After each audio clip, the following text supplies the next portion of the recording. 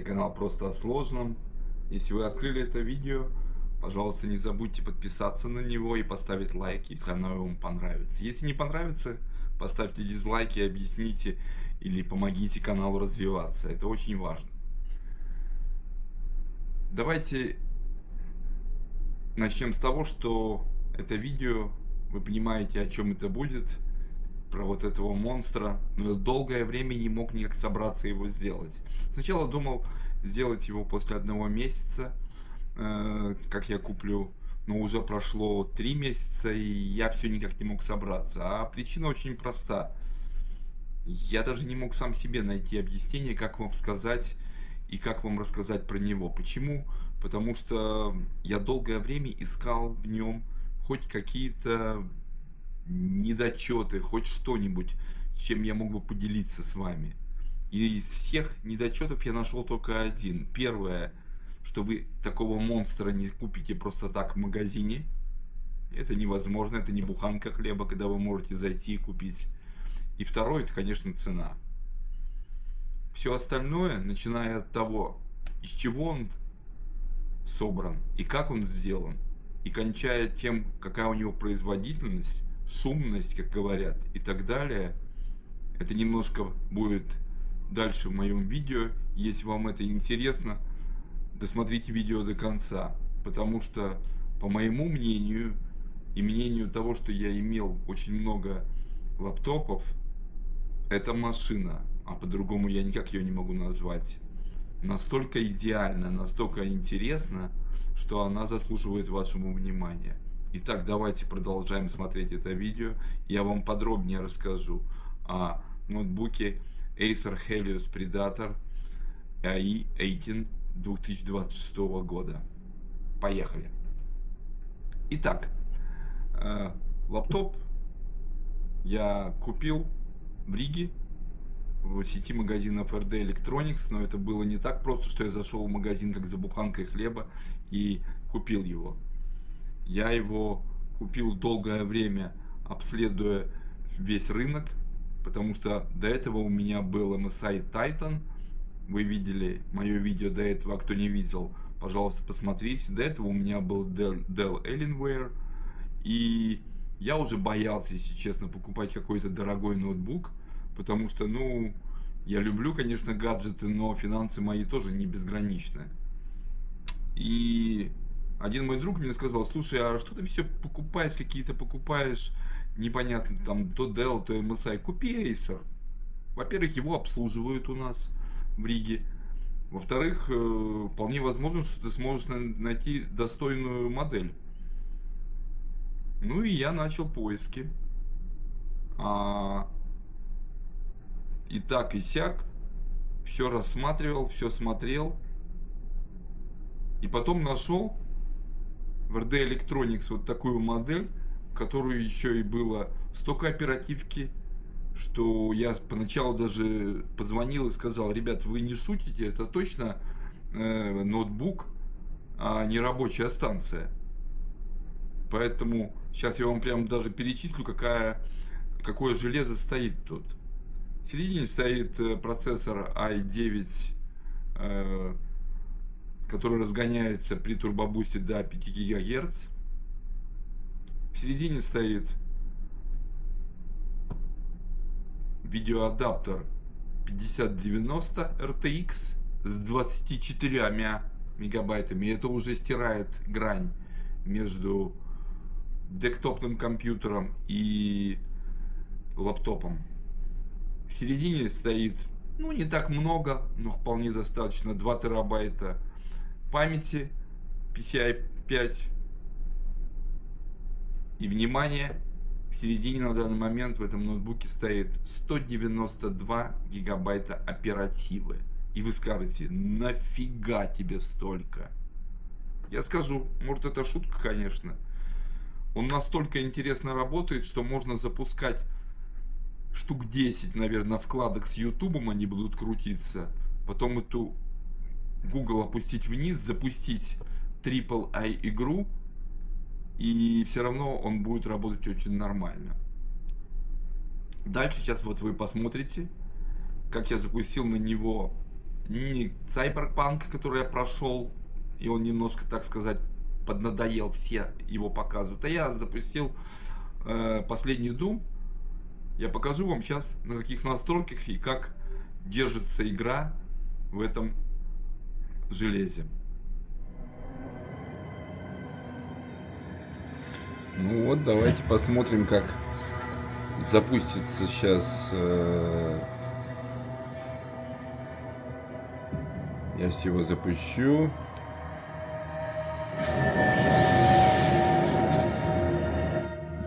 Вот параметры, смотрите. Параметры очень легко рассмотреть. Я медленно проворачиваю. Сейчас вот полный экран. NVIDIA, естественно. Тройная буферизация включена. Давайте посмотрим. Я все же включу HDR. Размытие движения. Абсолютный кошмар везде выставлено. Это трассировка лучей, все источники света. Также общее качество выведено на абсолютный кошмар. И мы посмотрим, что из этого будет выходить. Мы должны загнать его обратно в этот разлом.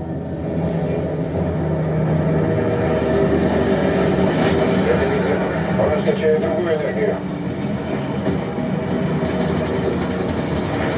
Эти щупальца рвут станцию на куски. Уничтожь их!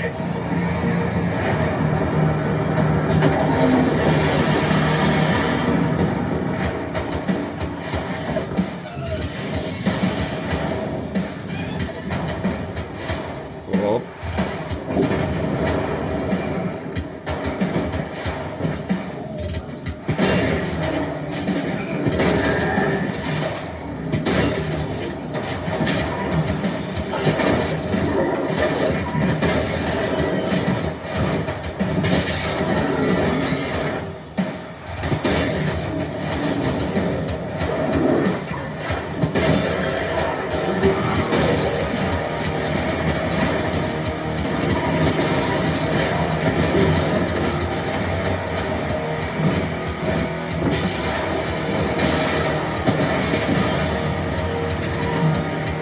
Как видите, идет, он даже не подозревает о том, что могут быть какие-то тормоза. И это мне нравится. Ты играешь очень хорошо в игру.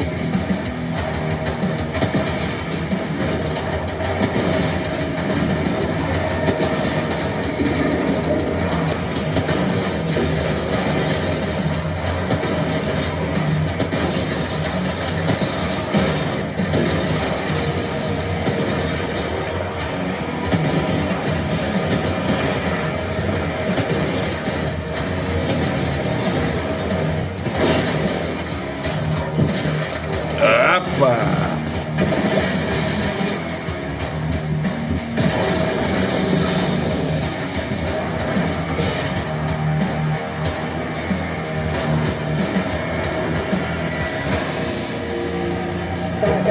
Ну вот такая вот.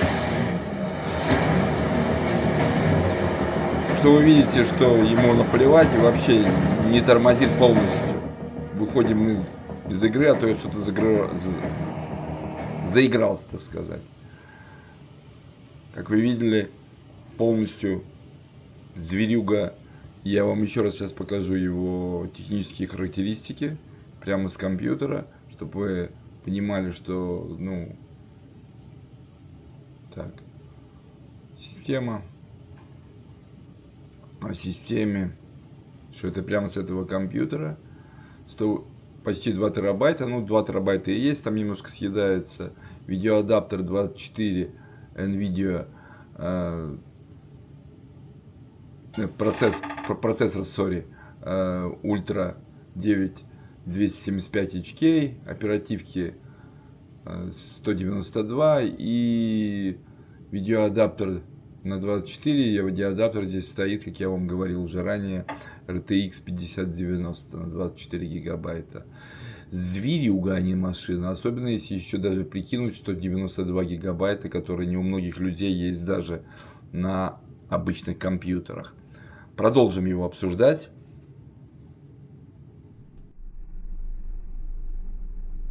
Ну так вот, вы видели сейчас, как Doom там я играл немножко. Я специально его запустил так, чтобы вы видели, что это именно с этого ноутбука, а не какой-то скриншот. Я вам скажу так, что иногда можно, конечно, делать захват экрана и показывать. Но, а вы уверены, что в это время, когда делается захват экрана, это делается именно с того ноутбука, про который я рассказываю? Я, конечно же, ни маркетингом не занимаюсь, и все вещи я покупаю сам, и не собираюсь вам говорить неправдивую информацию, но то, что я вам показываю со стороны прямо, вот они скриншоты, это вы точно должны быть уверены, что я играю именно вот на этой машинке. Я играю на этой машинке по той самой причине, показываю вам со стороны, как это играется. Вы видели, никаких тормозов, никаких фризов, FPS не проседает. Честно скажу, проседает иногда на меню. И иногда, когда я запускаю очень мощные игры, ну, AAA игры, Call of Duty, ну, Doom это ладно, это уже вы видели, что-нибудь еще помощнее запускаю на нем. Я через какое-то время понимаю, блин, я даже не включил режим производительности, а до сих пор играю в режиме сбалансированном. Это такой нормальный режим. Если вы послушаете, я вот сейчас поднесу. Вентиляторы вообще не работают, ну потому что и ноутбук не работает. У него классно работает система AI, это можно сказать. То есть, когда не требуется это мощное измерение RTX 5090, он просто ее усыпляет. И работает без нее, выдавая сочную красивую картинку на 4К дисплей. Кстати, это первый мой ноутбук, где дисплей может меняться. То есть я выбираю между 4К, очень высочайшим разрешением экран. Если я хочу, допустим, более лучшую разбежку, то есть экрана на 240 мегагерц, то я его переключаю, и он у меня уже работает в режиме Full HD. То есть один экран можно или так включить. Честно сказать, я такого нигде не встречал, ни на каком ноутбуке. Если кто-то встречал, напишите мне в комментарии. Мне было бы интересно узнать, какие машинки обладают точно такой же функцией переключения дисплеев. Притом это не то, что я переключил сам, это уже в самом программе в Predator Sense есть такая функция, что вы можете так переключить. Я, кстати, могу вам сейчас показать, запустить Predator Sense, вот он, и показать, где эта функция находится. И у меня вообще там, вот смотрите, даже не мониторится температура. Почему? Потому что нет нагрева вообще никакого, я ничего не делаю. И теперь мы видим сценарии. Сценарии мы можем включать по-разному. Вот сейчас у меня он сбалансированный. Можно и еще тихий, там вообще он замирает. Можно, конечно, включить сейчас производительный. Вот, я сейчас включил производительный, переключился. Все равно ничего не будет. Почему? Потому что ноутбук не видит, для чего это производительный. Сейчас снова переключу на балансированный. У него есть еще кнопочка, с помощью которой можно это все переключать. Но все это за счет того, что у него действительно крутая, дико крутая система охлаждения, вообще продуманная инженерами Acer. Это Airblade 5. В чем она обстоит? Я тоже шел в интернет, я очень долго смотрел, изучал, почему он точно такой же производительный, как, допустим, Titan MSI или что-то еще, и он настолько тихий. Потому что, смотрите, если в MSI, в остальных ноутбуках они не придают значения самим вентиляторам, они ставят там, ну, пластиковые, я не знаю, некоторые карбоновые, наверное, вентиляторы, что-то еще, все равно там эти вот лопасти немножко толстоваты. Здесь же для этих вентиляторов придуман очень-очень тонкий металл, больше самих лопастей завернуто. Я не разбирал ноутбук, но я смотрел видео много всяких блогеров и также самого производителя. И самое интересное, на конце всех вот этих вот лопастей такие как бы зазубринки. Что это такое? Так как больше вентилятор разгоняется, он очень тонкие лопасти, он может прогонять воздух через охлаждение, используя также плоские трубки, которые имеют больше охват, а также жидкий металл, который делается для охлаждения процессора и видеокарты и всех остальных внутренностей. И когда вентилятор разгоняется полностью, То есть воздух проходит, а в конце эти зазубринки, чтобы вам было более понятно, он как бы разрубает этот поток воздуха, и нету вот такого большого шума, который есть от других ноутбуков. Ко всему прочему, если вы видите, ноутбук у меня сейчас находится немножко приподнятым. Почему? Потому что внизу находятся такие ножки. Я вот сейчас его приподниму, вот они, видите, которые регулируются подъем самого ноутбука. Это, к сожалению, не Acer придумано. Я купил такие две алюминиевые ножки, которые прямо крепятся к днищу ноутбука на такой липкой штучке, и которые можно поставить ноутбук немножко ниже, вообще опустить, или вот так вот высоко поднять. Я вообще не понимаю, почему у производителей ноутбука вот такое не применили, и почему на всех ноутбуках уже это не установлено, которым требуется хорошее охлаждение. Почему это? Это очень четко объясняется. 7 миллиметров между ноутбуком и столом, или когда я приподнимаю, почти на 2 сантиметра. И смотрите, он находится под наклоном. У меня очень нормальный обзор, нормально находится клавиатура на нем, и эти ножки приподняты. Если я хочу, я могу, вот смотрите, я его полностью могу опустить, ножки сложил, вот они у меня сложились, или могу его полностью поднять, когда это мне необходимо. Почему это не делают все производители уже, как так сказать, не встроены, я не знаю. Потому что когда на 2 сантиметра захват воздуха больше, выдув происходит по бокам и сзади, ему легче работать, он не задыхается. Может быть, Acer, сейчас это моя любимая компания, обратит на это внимание и уже будет встраивать такие ножки в саму подложку самого ноутбука. А может, у них какой-то договор с теми же самыми Nilkins, который выпускает вот такие вот высококачественные алюминиевые ножки, которые складываются, и потом я спокойно его ложу в сумку, ничего не мешает. Но это такой маленький, так сказать, штришок, как можно охладить, пассивно охладить. Конечно, многие используют эти вот радиаторы пассивного охлаждения, какие-то подставки или что-то еще. Но я вам скажу так. Я еще ни разу, ни на одной задаче, даже при рендеринге видео, не запускал режим турбо. Я работал всегда над балансированным, максимум на производительном. Сейчас давайте я вам покажу, как он рендерит видео, и вы сами убедитесь, что, конечно, вентиляторы включаются, конечно, видеокарта включается, но это совершенно не такой шум, как будто всасывает пылесос какой-то, работает, и как будто там взлетает какой-то истребитель. Вот давайте посмотрим, как это я делаю на этом лаптопе, снова показывая вам прямо на экране. Ну вот таким образом, сейчас я занимаюсь рендерингом самого тяжелого, в самой тяжелой программе, самое тяжелое видео. То есть я конвертирую с Insta 360 X5, достаточно тяжелое видео. Сейчас я делаю как раз видео про очки Rocket. Вот сейчас я вам показываю, насколько разогнался и разогрелся CPU и GPU на 54 и на 78 градусов. Какой сценарий у меня? У меня сейчас включен сценарий производительность, не турбо никакой. Можете слышать, как работают вентиляторы. Как видите, я сделал рендеринг видео. Рендеринг видео я делал на... Вы видели, на сколько минут я сказал. Также это было не просто с камеры, а с камеры Insta 360 X5, на которую я сейчас тоже снимаю. И с нее получается очень тяжелые видео, поверьте мне. Это такой как бы вызов ноутбуку и его производительности. Когда он начинает работать и рендерить видео, нормальные машинки, наверное, даже застынут.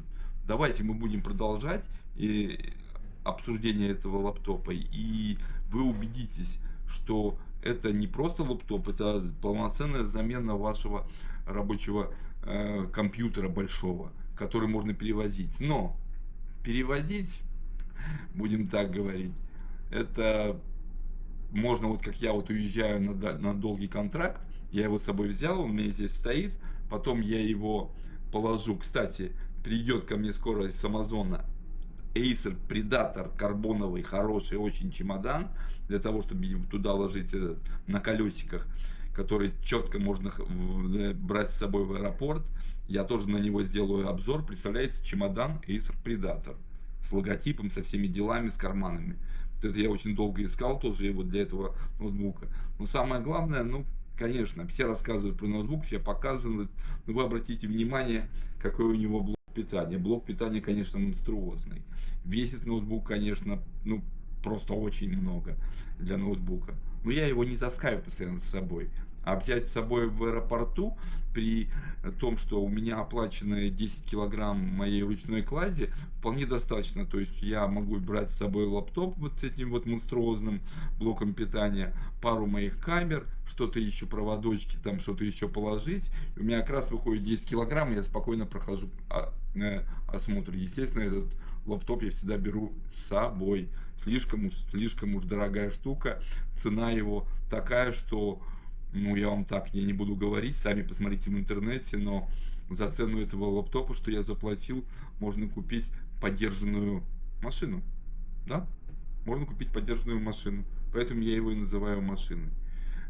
Не уходите из видео, мы продолжим наше сейчас обследование, а для начала я покажу, какие порты и как вообще из чего состоит этот лаптоп.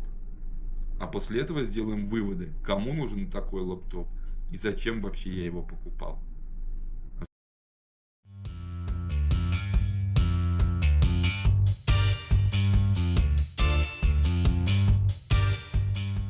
К концу ролик обсуждения ноутбука Acer Helix Predator AI на 18 инчей. В концовке хотел бы поговорить о том, из каких материалов он собран и как вообще этот ноутбук чувствуется, когда мы его держим, будем так говорить, в руках. Начнем с того, что очень приятно всегда комплектация. Комплектация относится к тому, что я показывал, кажется, в распаковке. Идут вот эти вот кнопки, слышите, вот, которые я заменил. Это кнопки стрелок можно заменить. Также я не заменял это кнопки WASD. Мне не захотелось их менять. Идет вместе с ними такая прищепка, и можно очень легко самому менять кнопки. Здесь я поменял очень неплохо. То есть сразу же меняется, ведь слышите, сейчас я пощелкаю, вы услышите звук. Если простая кнопка, то вот так она звучит. То есть там меняется немножко то, как эта кнопка устроена, само движение и само то, как она там сделана. И ноутбук действительно выглядит как игровой тоже. Он вроде бы-то имеет много очень ярких освещений. Вот здесь сбоку, допустим, вот такое освещение, которое можно тоже регулировать по-разному. Здесь прямо сверху, что необычно, тоже освещение, которое, когда ты вот так гладишь, ты прямо даже не чувствуешь, как это. Если присмотреться, вот здесь вот везде есть еще такие как бы линии, которые сейчас не освещаются. А вот эта сбоку линия, как она вставлена, ну как-то вставлена, то есть даже не чувствуется никакого шва. То есть она вот освещается, может, по-разному. Если посмотреть на саму крышку, вот здесь вот она сделана из алюминия, она матовая, будем так говорить, средней маркости, если можно использовать такое выражение. Сзади вот тут вот, где освещение тоже ведется, сверху здесь такой как пластик, но сделано очень хорошо подогнано. Это тоже можно регулировать с помощью программы Predator Sense, так же как и саму логотип Predator тоже можно регулировать по-разному. Он будет или сверкать, или как у меня он будет статичный, радугой. То есть все, что здесь есть, все это регулируется, или можешь вообще убрать все освещение. Вот тут вот есть маленький минус у этого тоже лаптопа. К примеру, вот здесь вот, где рука больше всего лежит, вот так вот, да, это сделано из такого интересного, вроде бы soft touch пластика, и не должен он оставлять никаких маркостей, но если вы будете играть очень долго и будет рука так у вас находиться, или здесь будет рука находиться, здесь будет очень видно, как он будет заляпываться. То есть я вот это не люблю, я постоянно это протираю, поэтому мне это не нравится. Здесь эти куча наклеек, я их не стал снимать, ну и ладно. Что еще интересное, сбоку у него находится кабель для подключения интернета, нормальный разъем, и он сделан так, чтобы не делать ноутбук более толстым, то есть там шевелится такая вот штучка, и туда вставляется кабель, то есть он нормально сделан. Что с портами? Очень нравится, что HDMI порт и порт подключения самого блока питания находится сзади, то есть нету здесь сбоку проводов. У меня у супруги Zephyrus Duo с двумя дисплеями, и я не знаю почему они сделали подключение пауэрблока сбоку. Выглядит, конечно, очень странно. Здесь же выведено и сбоку есть USB, и здесь USB, сзади у тебя есть Type-C. Ну, будем так говорить, портов всегда бывает мало, их не бывает много. Ну, мне, во всяком случае, достаточно. Я не очень много периферии к нему подключаю, поэтому мне достаточно те порты, которые есть. Сама камера. Камера, которая находится в ноутбуке, интересная, неплохая. Для видеоконференции она годная. И даже делать некоторые обзоры прямо с экрана, если не очень придираться, тоже можно ее использовать. Она имеет разные эффекты и достаточно такая неплохая. У нее, в отличие, допустим, от еще одного моего топового ноутбука, от MSI Titan, нету шторки механические, которые закрываются. Но это для людей, которые совсем переживают, что за ними будет подсматривание, будем так говорить. В целом, ноутбук собран так, что вот я открываю, закрываю, никаких... Ой, это у меня ножка внизу, простите, который я вам рассказывал ранее. Открываю, закрываю вот так вот ноутбук. Никакого люфта, ничего в петлях нету. Но ноутбук-то использовался совсем немного. Я вам говорил, что я хотел сделать по нему обзор после месяца, но так и не собрался. И все время собирал какую-то информацию про него. И... ну, будем так говорить, когда я посчитал уже нужным, из нескольких частей постепенно я сделал это видео. То есть видео совершенно честное про этот ноутбук. То есть вот это по сборке ни одного нарекания. Он вроде бы-то игровой, и в то же самое время он выглядит достаточно серьезно и очень классно. Тяжелый, ну это я уже говорил об этом. Теперь давайте делать заключение по этому ноутбуку, кому он нужен и что вообще из себя он представляет. Ноутбук безумно дорогой, будем так говорить. Если брать ноутбуки, не буду называть цену, сами посмотрите, потому что у всех свои разные источники, где можно его покупать. Поэтому ноутбук, естественно, простой студент покупать не будет. По той самой причине, что я не знаю, сколько ему надо копить денег, чтобы это купить. Ноутбук будут покупать люди, которые имеют выше среднего зарплату, типа меня, и которые действительно любят гаджеты. Если человек находится между офисом и домом, и у него есть большой кабинет, где можно поставить большой компьютер, и ему не надо компьютер куда-то таскать, как мне, то я не знаю, за эту цену он может собрать очень-очень интересный десктоп с большущим монитором.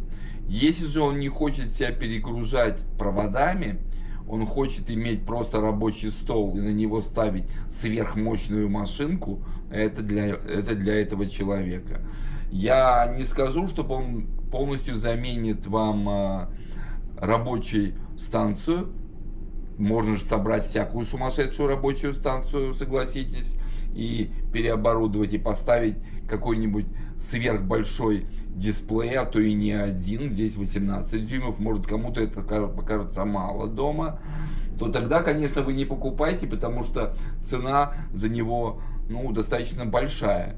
Не скажу, чтобы эта цена была точно такая же большая, как за тот же MSI Titan, Если взять Titan точно с такими же характеристиками, то есть с i9, с RTX 5090 на 24 и 192 гига оперативы вместе с 2 терабайтами memory, то цена будет гораздо больше. То есть, в принципе, Acer Predator за вот эти вот конфигурацию, которую он имеет в середине себя, я считаю, хоть цена большая, но не настолько большая за то, что он имеет в середине. Оправдывает ли он свою цену? Да, оправдывает. Для меня оправдывает. То есть я его взял, я до сих пор не могу на него прям даже нарадоваться. Он очень работает надежно. Недавно обновил в нем, к примеру, BIOS. BIOS это самая такая вещь, которая, ну, не все любят обновлять, потому что BIOS неправильно обновишь, ноутбук превратится в кирпич. Потом надо будет относить его в мастерскую или самому разлочивать. Все нормально обновилось, обновляется он нормально, не шумит, не тормозит.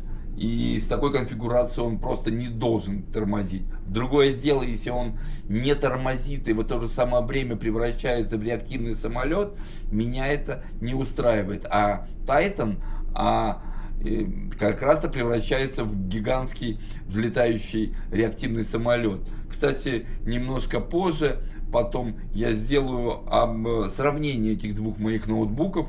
Это MSI Titan, который сейчас как бы находится на бэкапе у меня. У него карта, конечно, меньше, но процессор, в принципе, больше, оперативы немножко меньше, но зато у него больше memory и, ну, у него своя философия, будем так говорить, у MSI. И я сравню этих два сверхдорогих ноутбука, которые считаются сейчас топовыми во всей среде, и обязательно этот ролик тоже выложу на канале, следите, пожалуйста, вы увидите. Что я могу сказать? Я обозрел этот ноутбук для вас, и я смотрел все просторы интернета. Я, наверное, единственный блогер, который дает заключение и который обозревал про этот лаптоп, который купил лаптоп лично. То есть все остальные, которые его обозревали, им дали на обозрение поиграться с дорогой игрушкой примерно неделю, а то и меньше, и сказали: сделай обозрение. Это сразу можно увидеть. Если человеку дает кто-нибудь на обозрение такую игрушку, можно предположить, что часть, а то и весь обзор будет покупной. Я вам дал чисто свое сравнение, чисто что у него есть.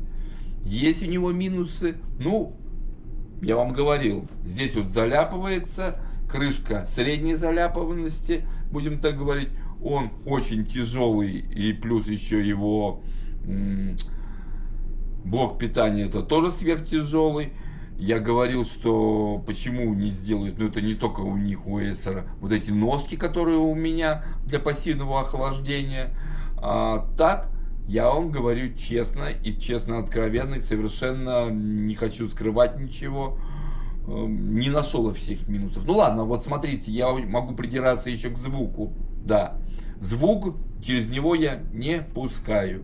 Если вы посмотрите, вот здесь у меня сбоку, и с другой стороны у меня стоят Benson Olufsen A1, спаренные в стереопару.